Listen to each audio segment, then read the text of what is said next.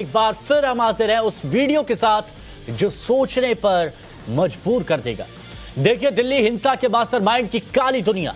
दिल्ली हिंसा का क्या है गैंगस्टर कनेक्शन? बाबा का बुलडोजर देश में कहां कहां पहुंच चुका है, देखिए वीडियो ब्रेकिंग। महंगी अंगूठी, गले में कई तोले की चेन, लग्जरी गाड़ियों का शौकीन और फिल्मी स्टाइल में टसन देने वाले जहांगीरपुरी हिंसा के सबसे बड़े मास्टरमाइंड अंसार को आप पहचान चुके हैं। लेकिन अभी भी आपको अंसार की पूरी जानकारी नहीं है। दूसरों की जिंदगी को चाहे अंसार जितना जहर घोलता हो, लेकिन उसकी खुद की जिंदगी बहुत रंगीन थी। अंसार की इस चमक के पीछे गुनाह की काली दुनिया है। सूत्रों के मुताबिक मोहम्मद अंसार ड्रग्स का धंधा भी करता था। ड्रग्स के कारोबार से काली कमाई हुई, लेकिन बाद में उसे पुलिस के शिकंजे में आने का डर सताने लगा, तो वो ड्रग्स के कारोबार को छोड़कर सट्टा में पैसा लगाने लगा। सूत्रों के मुताबिक वो हर तरह के सट्टे में पैसा लगाता है। दिल्ली में 16 अप्रैल को हुई हिंसा हालात की उपज नहीं, बल्कि एक सोची समझी साजिश थी।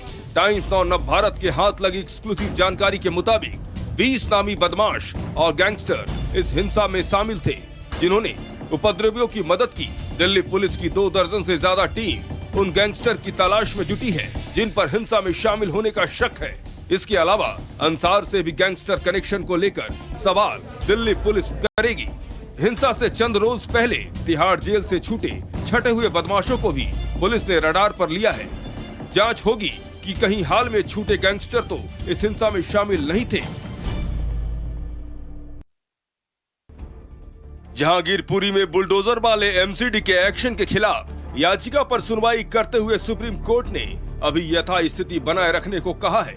2 हफ्ते बाद अगली सुनवाई होगी, तब तक कार्रवाई पर रोक लगाई गई है। कोर्ट में याचिकाकर्ता के वकील कपिल सिब्बल और दुष्यंत दबे ने दलील दी कि कार्रवाई किसी एक खास समुदाय को निशाना बनाते हुए की गई और सुप्रीम कोर्ट की अवमानना करते हुए आदेश के बाद भी तोड़फोड़ हुई।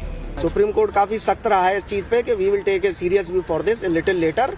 तो एक्शन अगर उन्होंने किया है deliberately they flouted the order, तो कोई ना कोई एक्शन होने की संभावना है। एमसीडी की तरफ से वकील तुषार मेहता ने कहा कि कार्रवाई अवैध निर्माण के खिलाफ थी, किसी समुदाय को निशाना नहीं बनाया गया। जहांगीरपुरी में इससे पहले भी अतिक्रमण के खिलाफ एक्शन हुए हैं। कार्रवाई हाई कोर्ट के आदेश के तहत की गई थी। जो भी माननीय सुप्रीम कोर्ट का आदेश होगा उस पर पूर्ण तौर पर हम उसका पालन करेंगे। जी सर, आगे के लिए क्या सोचा है कि अब 2 वीक का इंतजार करना है तो किस तरह? नहीं, अब सब माननीय सुप्रीम कोर्ट के आदेश के बाद ही, जो भी उसका फाइनल आदेश आएगा उसके बाद ही जो होगा उसके बाद होगा। कुल मिलाकर अगली सुनवाई तक एमसीडी जहांगीरपुरी में तोड़फोड़ की कार्रवाई नहीं कर सकती।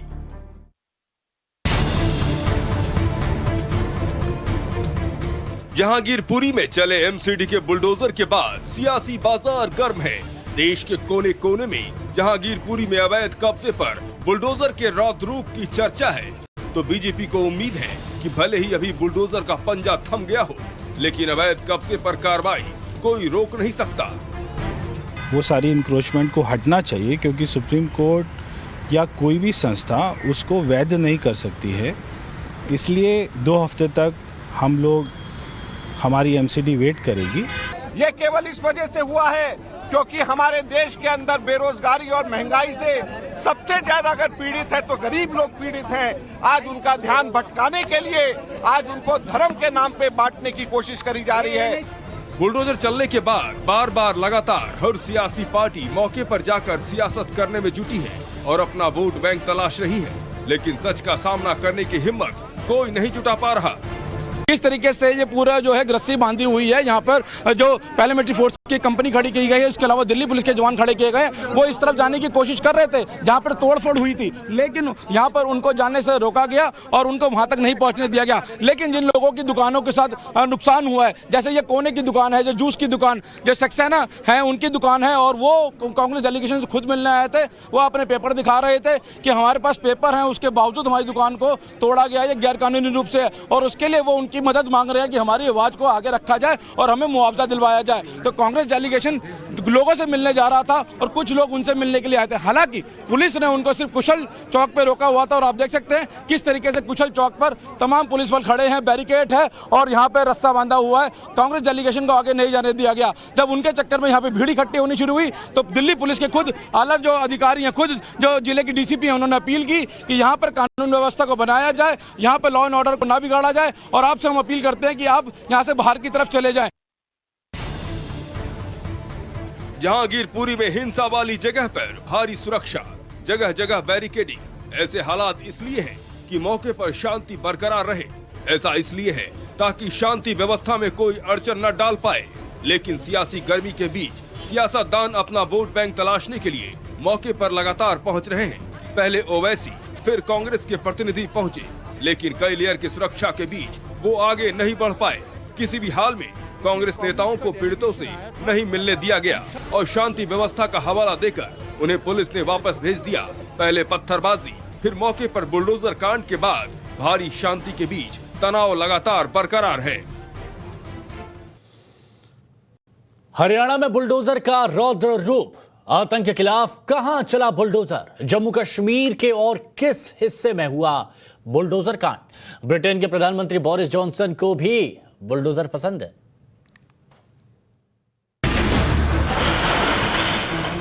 यूपी वाला बुलडोजर एमपी, बिहार और दिल्ली होते हुए हरियाणा पहुंच गया है। तस्वीरों में आप देख सकते हैं कैसे एक बुलडोजर अवैध निर्माण को निस्तेनाबूद कर रहा है। हरियाणा में अंबाला की छावनी में ये बुलडोजर चल रहा है। पूर्व कांग्रेस पार्षद की जमीन पर बुलडोजर एक्शन के वक्त मौके पर करीब 400 पुलिसकर्मी मौजूद रहे। कांग्रेस के पूर्व पार्षद राजेश कुमार पर ड्रग्स तस्करी के आरोप थे। इसी आरोप में एक्शन हुआ है। ड्रग्स की खेप मिलने के बाद आरोपी पार्षद और उनके बेटे को गिरफ्तार कर लिया गया था। राजेश की निशानदेही पर ही पुलिस ने फिल्लौर से भारी मात्रा में ड्रग्स और सोना बरामद किया था और अब ये कार्रवाई हुई है।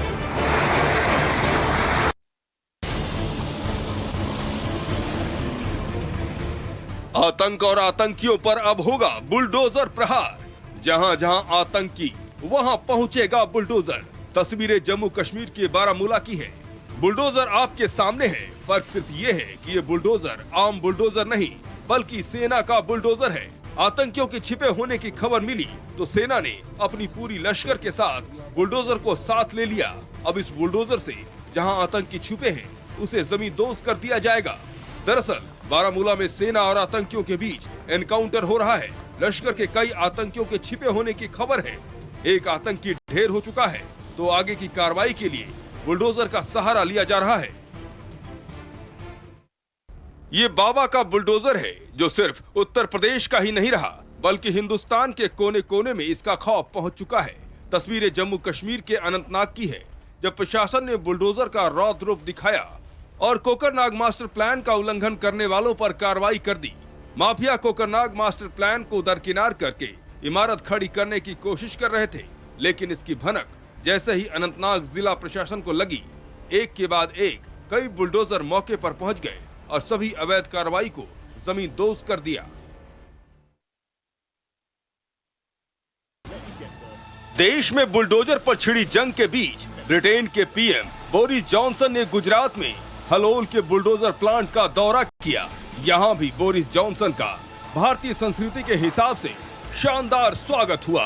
बुलडोजर प्लांट के दौरे के वक्त बोरिस जॉनसन ने प्लांट का मुआयना किया। बुलडोजर के दरवाजे के बाहर खड़े होकर हाथ हिलाया और अभिनंदन किया। बोरिस जॉनसन खुद भी बुलडोजर पर बैठे। बोरिस जॉनसन ने अडानी ग्रुप के चेयरमैन गौतम अडानी से मुलाकात की। अहमदाबाद में अडानी ग्रुप के मुख्यालय में बोरिस और गौतम अडानी मिले। इस मुलाकात के दौरान बोरिस ने गौतम अडानी को लंदन में होने वाली इंडिया यूके क्लाइमेट सम्मेलन के लिए न्योता भी दिया। इस न्योते को गौतम अडानी ने स्वीकार किया। बोरिस जॉनसन और अडानी के बीच energy transition, climate action, aerospace और डिफेंस टेक्नोलॉजी समेत कई मुद्दों पर चर्चा हुई। पिछले साल अक्टूबर में इन्वेस्टमेंट समिट के दौरान भी अडानी और बोरिस की मुलाकात हुई थी। आपको बता दें कि 300 साल में पहली बार किसी ब्रिटिश पीएम ने गुजरात का दौरा किया है। प्रधानमंत्री बोरिस जॉनसन और अदानी ग्रुप के चेयरमैन जो हैं गौतम अडानी, उनके बीच जो बैठक चल रही थी वो बैठक अदानी ग्लोबल हेडक्वार्टर में अभी पूर्ण हुई है। ये मैं बताना चाहूंगा कि इस बैठक के अंदर जो बड़ा एक मुद्दा निकल के सामने आया, जिसके अंदर साफ साफ ब्रिटेन के जो प्रधानमंत्री हैं, 300 साल में कोई पहली बार ब्रिटेन का प्रधानमंत्री गुजरात की भूमि पर आया और गुजरात की भूमि पे आने के साथ साथ उन्होंने एक व्यापारी, गुजरात के जो व्यापारी हैं, मूल गुजरात के व्यापारी हैं, अदानी ग्रुप के जो मालिक हैं गौतम अडानी को उन्होंने एक इनवाइट किया है और वो इनवाइट है इंडिया यूके के क्लाइमेट साइंस टेक्नोलॉजी समिट के लिए। जिस तरह से न्योता दिया गया है, ये हेडक्वार्टर में आके ब्रिटेन के प्रधानमंत्री ने जिस तरह से अदानी ग्रुप समूह के मालिक को, चेयरमैन को न्योता दिया है कि आप लंदन में 28 जून 2022 को जो समिट होने वाली है, इस समिट में आप पधारिए, और अदानी ग्रुप की तरफ से इस समिट का स्वीकार भी किया गया है। ये दौरा बहुत महत्वपूर्ण रहा। अदानी ग्लोबल हेडक्वार्टर में जिस तरह से ब्रिटेन के प्रधानमंत्री का उष्मा से स्वागत किया गया, जिस तरह से गौतम अडानी और उनका समूह के जो लोग थे उन्होंने जिस तरह से स्वागत किया, वो स्वागत देख के भी ब्रिटेन के प्रधानमंत्री बहुत खुश हुए, आनंदित हुए, और जो गर्मजोशी से दोनों महानुभावों के बीच में बैठक हुई है, ये आने वाले समय के लिए, भारत के लिए, आत्मनिर्भर भारत के लिए बहुत सीमा चिन्ह होगी। गौर से देखिए इन तस्वीरों को। पाकिस्तान की नापाक हरकतों को बेनकाब करने वाली तस्वीर है। आतंकियों को ट्रेनिंग देने वाला अफसर भी इसी तस्वीर में है। नाम मेजर हमजा। पाकिस्तान की सेना में मेजर है वही अफसर जिसने 2019 में बालाकोट एयर स्ट्राइक के दौरान जब वायुसेना के विंग कमांडर अभिनंदन वर्धमान पाकिस्तान की ओर चले गए थे, उस वक्त उन्हें पाकिस्तानी रेंजर ने गिरफ्तार कर लिया था। उस दौरान भी मेजर हमजा मौके पर मौजूद था। दिल्ली में पकड़े गए 2 आतंकियों ने पुलिस के सामने उसे ट्रेनिंग देने वाले इस अफसर को पहचान लिया है।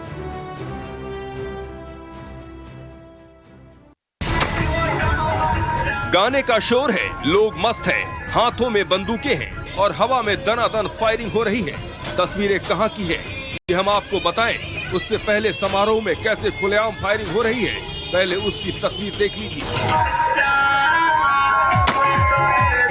हर्ष फायरिंग का ये वीडियो मध्य प्रदेश के मुरैना से सामने आया है, जहां एक तिलक समारोह था। टी शर्ट पहने इस जनाब को देखिए, मंच पर बंदूक लिए झूम रहे हैं। इन्हें न तो कानून का डर है, न ही किसी की परवाह। जनाब खुद तो फायरिंग कर ही रहे हैं। उनका जोश देख मंच के नीचे बैठे कुछ लोग जिनके हाथों में बंदूकें हैं, वो भी फायरिंग करने से बाज नहीं आ रहे। इस बीच एक शख्स भी आता है, उन्हें रोकने की कोशिश भी करता है और निवेदन करता है कि आपकी फायरिंग से टेंट के पर्दे फटे जा रहे हैं। लेकिन फायरिंग करने वाले सुन कहा रहे थे, वो तो बस फायरिंग करने में मशगूल थे। वीडियो वायरल जब हुआ तो पुलिस ने भी एक्शन लेने से नहीं चुकी। तुरंत मामला दर्ज कर फायरिंग करने वालों की तलाश में जुट गई है।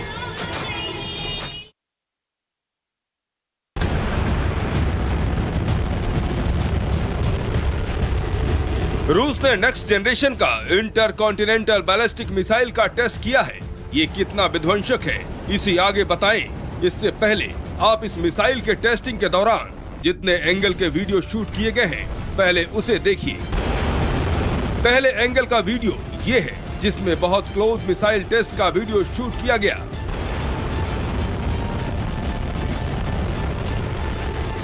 अब जरा दूसरा एंगल देखिए, इसमें मिसाइल को जमीन से निकलता दिखाया गया है।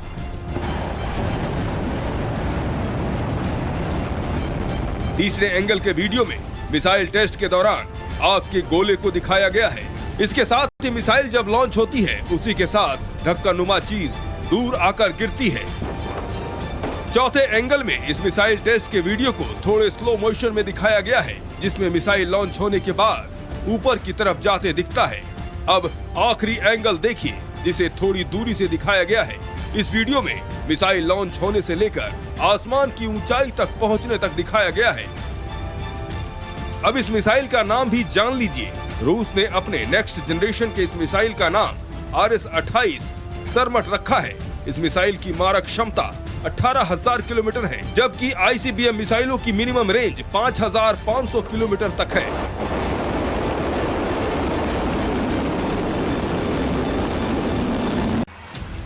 आसमान में धुएं का गुब्बार ही गुब्बार और इस धुएं के गुब्बार में आग का धधकता हुआ शोला भी है। हाहाकारी आग की ये भयानक तस्वीर महाराष्ट्र के पालघर से सामने आई है। ये आग लगी है पालघर के एक केमिकल प्लांट में जो बेहद ही विनाशकारी है।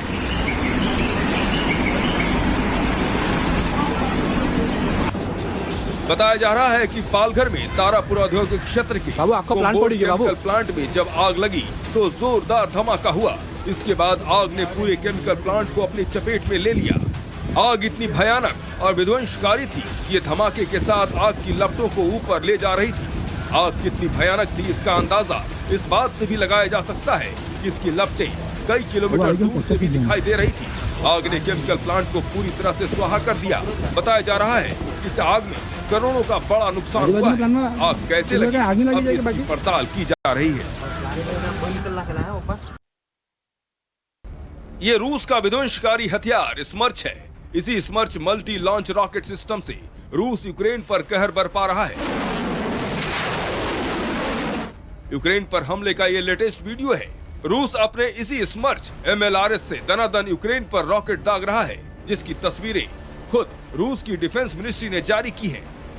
खाली मैदान में खड़े स्मर्च MLRS को यूक्रेन की तरफ ही मोड़कर टारगेट पर हमला किया जा रहा है। ये रॉकेट जब यूक्रेन की जमीन पर गिरते हैं तो तबाही ही मचाते हैं। इस बीच रूस ने बड़ा दावा किया। दावे के मुताबिक उसने मरियोपोल पर कब्जा कर लिया है। रूसी सैनिक मरियोपोल की सड़कों पर घूमते देखे जा सकते हैं। वहीं रूसी सैनिकों के हाथों में यूक्रेनी सैनिकों के हथियारों का बड़ा जखीरा भी हाथ लगा है। झारखंड के धनबाद में दर्दनाक हादसा पेश आया है, जहां निरीक्षक क्षेत्र में अवैध खनन से जमीन धंस गई। इस तस्वीर को देखिए, यही वो 50 मीटर तक की जमीन है जो अवैध खनन की वजह से धंस गई। इस जमीन के कुछ दूर पर कुएं नुमा गड्ढा है, जहां कोयले के लिए अवैध खनन चल रहा था। बताया जा रहा है कि इसी खनन की वजह से रास्ते की जमीन धंस गई। ग्रामीणों के लिए आने जाने का ये मेन रास्ता था जो अवैध खनन की वजह से धंस गया। ग्रामीणों ने आरोप लगाया है कि पुलिस की मिलीभगत से अवैध खनन का काम चल रहा है, जिसकी वजह से आए दिन जमीन धंस जा रही है और लोगों को जान माल का नुकसान हो रहा है।